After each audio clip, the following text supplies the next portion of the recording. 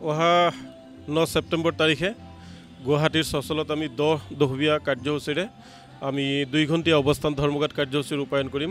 আচলতে আপোনালোকে জানে যে অসমৰ ধৰ্মীয় সংখ্যালঘু লোকসকল শোষিত, লাঞ্ছিত, বঞ্চিত। ভাৰত যি স্বাধীনতা আন্দোলন হৈছিল সেই আন্দোলনত অসমৰ বা ভাৰতবৰ্ষৰ মুছলমানসকলৰ ভূমিকা অগ্ৰগণীয় আছিল। আৰু অসমতো অসমৰ যি আপুনি কলা, কৃষ্টি, ভাষা, সংস্কৃতি ইত্যাদিৰ ক্ষেত্ৰত অসমৰ সংখ্যালঘুসকলে অগ্ৰগণী ভূমিকা গ্ৰহণ কৰি আহিছে। তৎসত্ত্বেও অসমৰ সংখ্যালঘু লোকসকলক স্বাধীনতাৰ পিছৰ পৰা সদায় শোষিত, লাঞ্ছিত, বঞ্চিত কৰি আহিছে। বিভিন্ন চৰকাৰ হ'ল, চৰকাৰ খালি আশা দি নিৰাশা কৰে, কোনো ধৰণৰ কাম বাস্তৱত ৰূপায়িত নকৰে। যিবিলাক আপোনাৰ মূল সমস্যা আপোনালোকৰ জানে যে বৰ্তমান সংখ্যালঘু লোকসকলক কিছুদিন আগতে বৰপেটাত 28 গৰাকী লোকক আপোনাক ভাৰতীয় লোক হয়, তেওঁলোকৰ সকলো নথি পত্ৰ আছে, সৰু সুৰা নামৰ কিবা ভুল ত্ৰুটি আছে, তৎসত্ত্বেও কিছুমান কাৰণত, কিছুমান অজুহাতত তেওঁলোকক ডিটেনশ্যন কেম্পলৈ পঠোৱাইছে।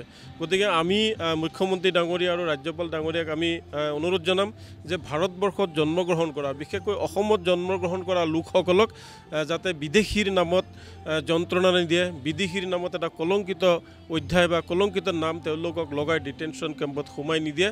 তেওঁলোককো ৰাজনৈতিক অধিকাৰ দিব লাগে, তেওঁলোককো ভোট দিয়াৰ অধিকাৰ থাকিব লাগে। ভাৰতীয় নাগৰিক হিচাপে অন্যান্য যেনেকুৱা নাগৰিকৰ দৰে সংখ্যালঘু লোকসকলৰো তেনেকুৱা অধিকাৰ থাকিব লাগে। আপোনাৰ ডি ভোটাৰ সমস্যা, ভাৰতৰ একমাত্ৰ ৰাজ্য হৈছে অসম, য'ত নেকি এই ডি ভোটাৰ সমস্যাটো আছে। এতিয়া চৰকাৰে যদি ইচ্ছা কৰে যে যিহেতু এইসকল ভাৰতীয় নাগৰিক, তেওঁলোকৰ সকলো নথি পত্ৰ আছে, খুব কম সময়ৰ ভিতৰতে এই ডি ভোটাৰ সমস্যাটো সমাধান কৰিব পাৰে। কিন্তু কি কাৰণত এই ডি ভোটাৰ সমস্যাটো ৰাখিছে, জীয়াই ৰাখিছে আমি নাজানো। গতিকে আমি ডি ভোটাৰ সমস্যাটো সমাধানৰ বাবেও আমি দাবী জনাম। আপোনালোকে জানে যে চৰ অঞ্চলত এতিয়া যদি আপুনি কয় যে অসমীয়া মাধ্যমৰ বিদ্যালয়, অসমীয়া ভাষা ৰক্ষাৰ্থে চৰ অঞ্চলত কিন্তু অসমীয়া মাধ্যমটোৱে ৰখা হৈছে। আৰু তেওঁলোকক আজিলৈকে বেছিভাগ ঠাইত, চৰ বেছিভাগ ঠাইত মাটিৰ পট্টাটো দিয়া নাই।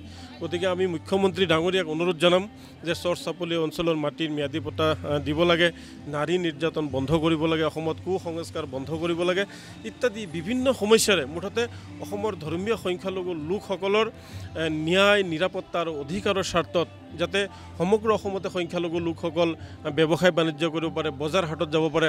আপোনালোকে জানে যে মিয়া খেদা আন্দোলনক ইছ্যু কৰি বিভিন্ন বজাৰত সংখ্যালঘু বেপাৰীসকলক যাব দিয়া নাই। গতিকে যিহেতু ভাৰতীয় নাগৰিক হয়, তেওঁ আপাৰ আছামতো যাব পাৰিব, তেওঁ দিল্লীতো যাব পাৰিব, তেওঁ বোম্বেতো যাব পাৰিব, তেওঁ অসমৰ বিভিন্ন ঠাইত ব্যৱসায় বাণিজ্য কৰিব পাৰিব। কিন্তু বিভিন্ন হাট বজাৰত সংখ্যালঘু লোকসকলক একাংশ লোকে বিভিন্ন সংগঠনৰ নাম লৈ তেওঁলোকক প্ৰৱেশ নিষেধ কৰিছে, তেওঁলোকক উঠাই দিছে। গতিকে এইবোৰ বন্ধ কৰিবলৈ আমি মুখ্যমন্ত্ৰী ডাঙৰীয়াক অনুৰোধ জনাম।